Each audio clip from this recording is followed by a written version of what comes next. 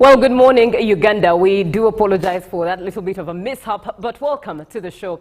And if you're just joining in, this is Good Morning Uganda. Airs every day, weekdays, that is from 6:30 a.m. And if you started the show with us or found us along the way, you are still very welcome. You are watching UBC TV. It's time for the agenda on Good Morning Uganda. But before we even get onto what is on today's agenda, allow me engage a couple of your views from what we were discussing earlier on, because your views matter as you continue to inspire Uganda here on UBC TV. We were talking about the directive by the Honorable Balaam Baragahara regarding alcohol consumption and bars opening at 3 p.m. That is in a directive that he issued yesterday to local government operatives, amongst many other directives. One of them was that bars should begin opening at 3 p.m. or operating at 3 p.m. And we asked you, what are your 2 cents? Do you think it's actually effective? You came through to share your 2 cents. And I'll start off with Kimaleni Michael, who is, as always, from Bududa district. You said, greetings to you, Julie and Robert, from my children. They love watching UBC TV so much when you put on UBC TV Inspiring Uganda. Now, me, as an individual, I support the minister's directive, but in Uganda, implementation is a problem. And for your information, here in Bududa, some of our leaders are the ones who always go for drinking very early in the morning. Otherwise, continue on supporting us. Indeed, Michael, it is such a pleasure and always an honor, because it is for God and my country. And I think the minister is very right on that issue. Most of the government officials always drink. They should start arresting anyone who starts drinking as early in the morning, especially civil servants. I'm Gerald in Lira. Thank you, Gerald, for watching the show. And good morning. Thank you for the show. I'm Patrick, Chairman, Youth Kasenge Ward. I think and I wish you a happy Youth Day to all youths watching the show. And I think this will at least reduce the crime rates in our localities if put into action, because bars have been some of the places that harbor these jobless groups during the day, and then they come back at night and start attacking those who are from work.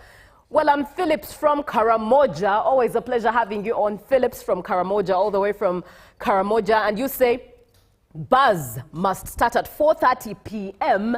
and close at 11 p.m. The minister has also forgotten noise pollution from those who believe that unless they shout, God will hear them, yet they forget that they interfere with other people's peace. Also, bars and entertainment places that have music systems with speakers on open air interrupting people from their rest, they should be asked to put in place soundproofs in the interior walls. Our laws on alcoholism and consumption are too compromising, not stringent enough to stop it. And left with just 2 comments there. Good morning. This is not going to be easy in implementation. Like in northern Uganda here, we have some cheap drinks even in our small communities. And finally, hi, thank you for the program. Opening bars at 3 p.m. isn't enough. Yes, because people out there are in the village. In the village, even they talk alcohol in the morning. Maybe they should work on making and restrict on consumption. Thank you. Have a blessed day. Thank you so much for being on the show. Many comments there, but we do have to make way for the agenda. And Phillips from Karamoja, it looks like you had peeped into what we have on the agenda this morning, because we are looking at the nationwide anti-pollution campaign by the NEMA. Now, did you know that according to the World Health Organization, Uganda holds one of the highest countries when it comes to pollution, and World Health Organization states that to Rwanda and Tanzania therein, and twice as much when it comes to Kenya when it comes to air pollution. And we do have Jennifer Kutesakwe, who is a senior environment inspector, noise, smell, air quality at NEMA, as well as we look into all manners of pollution, especially water, noise, air, role we have as Ugandans. So join in, engage the very same number, 0709 602 592. That is via WhatsApp. My name is Julie F. Nantaba. A very good morning to you, Ma'am Kutesakwe. Yeah, good morning, Julie. It's good to have you back. Nice having you too this morning. Right. And it's always a pleasure having you this morning and talking about matters environment. Now, let's start with what exactly this campaign is about. When we talk about NEMA being anti-noise pollution, anti-water pollution, anti-noise, everything air pollution, what exactly does it mean? What is NEMA doing? All right. Oh, thank you so much, Julie. NEMA is doing quite a lot. We have a wide mandate. We are mandated to monitor, coordinate, supervise, and regulate all activities in the environment, all activities that relate to the environment. Right. And in that regard, we do lots of monitoring of the environment. We visit facilities, we issue environmental impact assessment certificates that guide industries and other facilities how they should operate. We give them conditions for operation, and so we go out to see how they are complying with those conditions that they were given. So we do a lot of monitoring to ensure that there's no pollution, and also to ensure that Ugandans live in a healthy and clean environment, and that is in line with Article 39 of the Constitution of the Republic of Uganda. And so there are many forms of pollution that we handle at NEMA. Actually, we handle all forms of pollution, but mainly we look at noise pollution, we look at air pollution, we look at water pollution, we look at plastic pollution, we look at all manner of pollution. All form of pollution, even light pollution, then radiation, then we have all forms of pollution generally. We look at them. Right. And we ensure that whoever is responsible for that pollution puts in place the right equipment or right mechanisms to ensure that there's compliance to the environmental standards and regulations. So that's what we do at NEMA.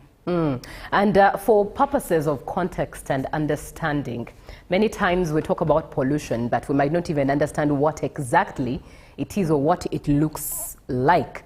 So do tell us what exactly is pollution. Help our viewer understand. But before you even do that, please do engage the show. 0709 602 592. That is the WhatsApp number that you should text to and be part of the conversation. We are looking at the nationwide anti-pollution campaign. And in studio with us is Jennifer Kutesakwe, who is the Senior Environment Inspector, Noise, Smell and Air Quality at NEMA there. And just to engage more of some statistics from the World Health Organization or facts therein, away from Uganda being, or people who live in Uganda being, prone to likely to face death when it comes to matters air pollution. We also have the fact that Kampala has been on a recent rise in years. Kampala's capital, Uganda, has the second worst air in Africa. This is according to the World Health Organization. In Africa, not just within East Africa, but in the whole of Africa, Kampala is the second city with the worst air pollution of Africa. Kampala is the second city with the worst air pollution therein. And these are some of the things that keep us pushing to understand what exactly this is and what collective effort we can indeed engage as Ugandans. Now, Jennifer, just to engage you on the same topic, sorry, the same question that I'd asked earlier on. What exactly is pollution for purposes of context and understanding? Because one thing for sure is many of us actually engage in pollution without knowing that whatever we are doing is polluting. Yes, thank you very much.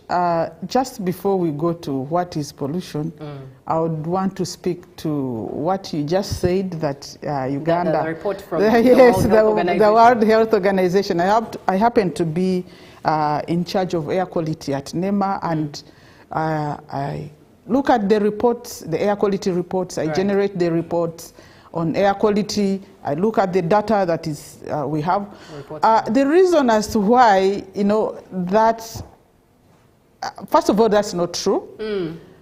And the reason as to why that is written like that probably is because there is data in Uganda. We have monitors spread or in very many times. Right. So we have air quality monitors spread in different cities.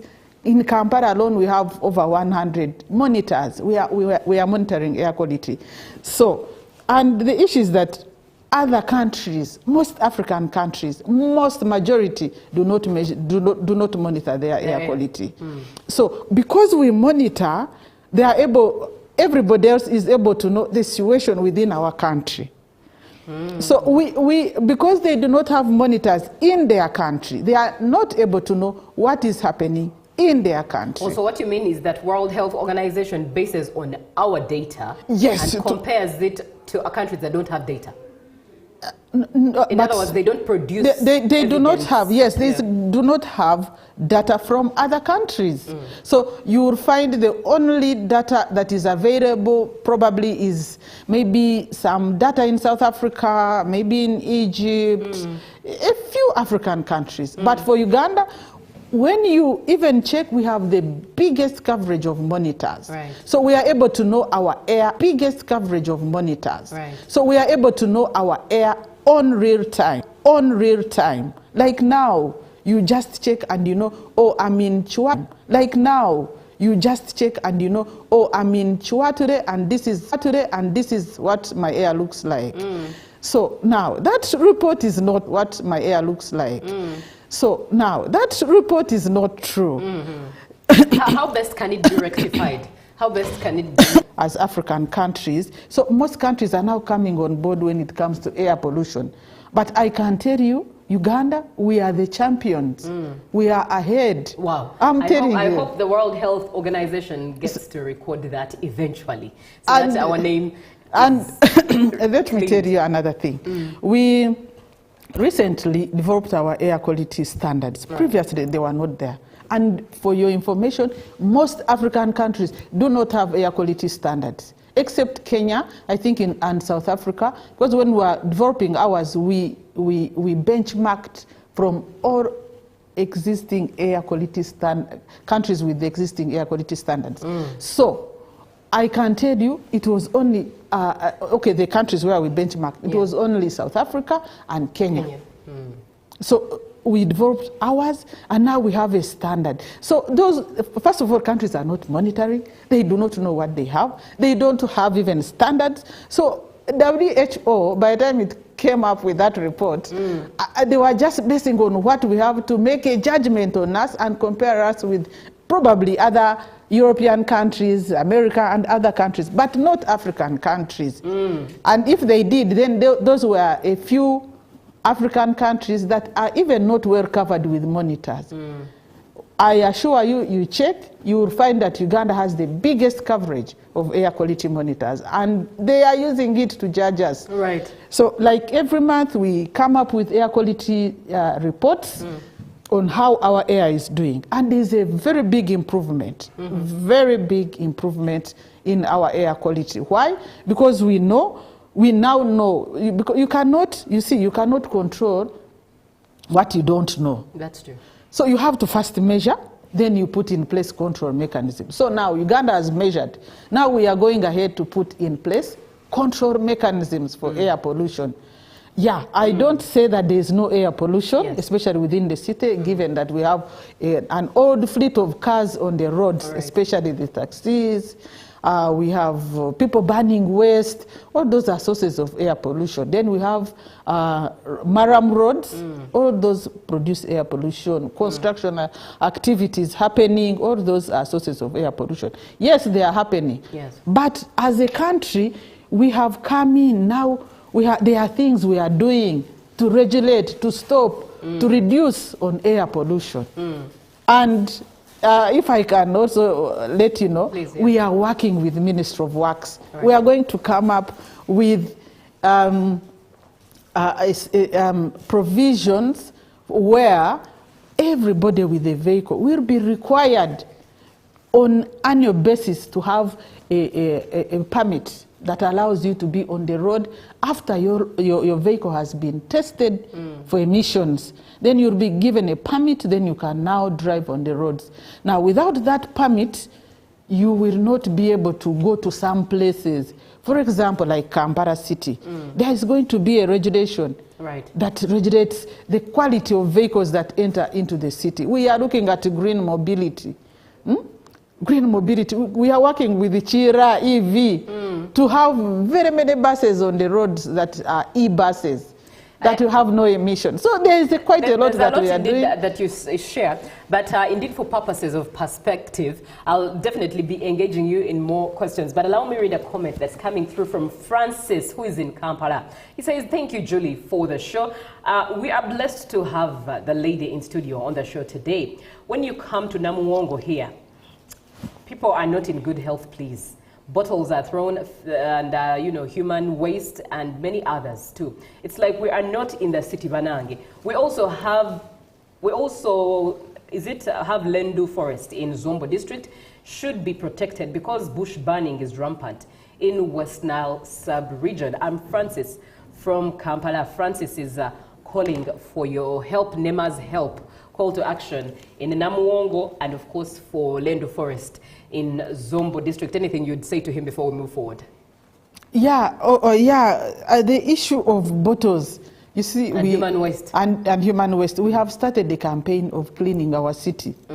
Yeah, and of course, obviously you saw, among the things that really came road, and probably we did not plan for collection. So this issue of bottles, you know, people drink, and after drinking, somebody just throws away a bottle without thinking about where it's going to end up and its effects. And you find some people are even banning these bottles. So the right way to do things, Ugandans, is to, when you have a plastic bag, when you use a bottle, when you drink water, please find the nearest dustbin or waste collection facility that is around. Keep it in your handbag. It doesn't harm. You can squeeze it, put it in a handbag, or carry it in your hand. It doesn't harm. And then put it in the right place for disposal. Yes. Don't just throw it. You see people now. Is there a plan for NEMA to have a nationwide campaign that we mix a lot? In one bin there's food material, there's polythene plastic material. For some there's even medical material. It's quite chaotic. So I think NEMA would have a plan of some sort, in line, of course, with government, to sensitize Ugandans and also have an implementation policy where it goes to the grassroots on how we are supposed to use different bins and dump where, what where, in which bin. I'm not so sure if it's something that is in the future. Yes. This is what we are doing even now, Julie. We are using every opportunity to teach Ugandans, to tell them on how to manage their waste very well. And this is also happening in schools. We have a curriculum that has been developed with the Ministry of Education to involve children, students, and teach them on how to manage waste. So we are starting from down there. So we have that curriculum already in progress, where NEMA is working with Ministry of Education to ensure that children are taught all those things right from childhood. We also run campaigns on different radio stations. We have 4 regions as NEMA. We have the central, we have 2 in eastern Uganda, 1 in eastern Uganda, then we have a regional office in northern Uganda and 2 in western Uganda. And so all these regions, including ourselves in central, we run campaigns. We make sure that once in a while, once in a quarter, we go to either a TV show or a radio show and talk about issues of environment. It's a campaign that our ED is very interested in. Right. He ensures that all of us, if you cannot go to a radio station, if you cannot go to a TV station, at least use the media, the social media handles that we have, the Twitters and all that. And that we are trying to do as NEMA. Of course, issues of, finances, being available to go on these other social TVs and all that. Radio, yeah. But we make sure we take advantage of what we have. Yes. Right. Let's look at the issue of air quality. You've explained what air pollution, what pollution is altogether.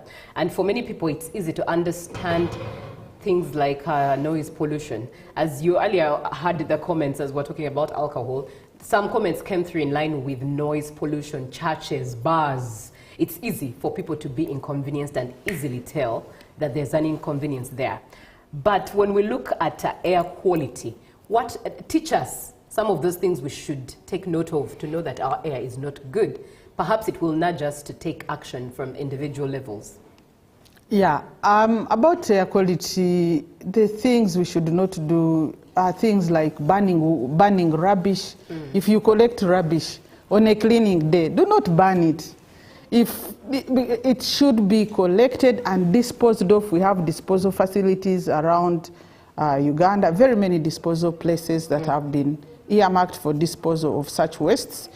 Do not burn rubbish. Do not burn plastics. When you burn plastics, you produce substances that can affect human health and can cause things like cancer, can cause asthma, can cause very many can have very many negative health impacts. So it is not advisable for you to burn. Secondly, service your vehicle. Do servicing, vehicle servicing, and then green the environment. Plant grass to reduce on dust. Plant trees to improve on air pollution, absorption of carbon dioxide. Vehicles. If you can jump on somebody's vehicle and you leave your car parked at home, you reduce on the emissions that you are going to generate that day. That is such a hard paper for many Ugandans. I wonder how they shall be convinced to use mass transport when they have their vehicles in their compounds. But we are looking at the anti-pollution campaign by NEMA, and this is a campaign that's encouraging all of us as Ugandans, ideally, to conserve the environment that we live in, away from pollution, and how best can we indeed fight pollution matters, noise pollution, air pollution, water pollution, something that we're also looking at in just a bit.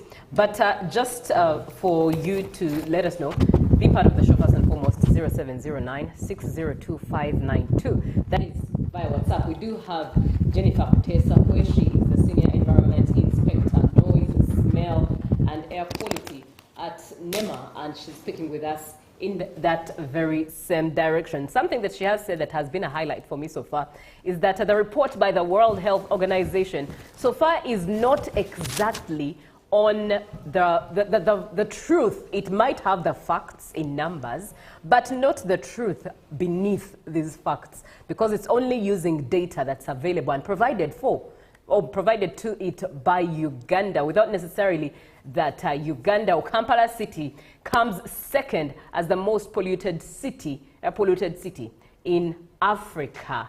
And indeed, something that has been quite the highlight for me. Now, let's engage on matters water pollution. What is water pollution? How is water polluted? One would wonder.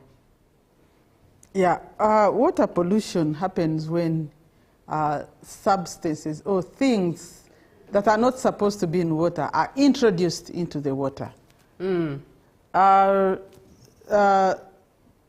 Water pollution can happen when a factory discharges releases substances into the water, or if there's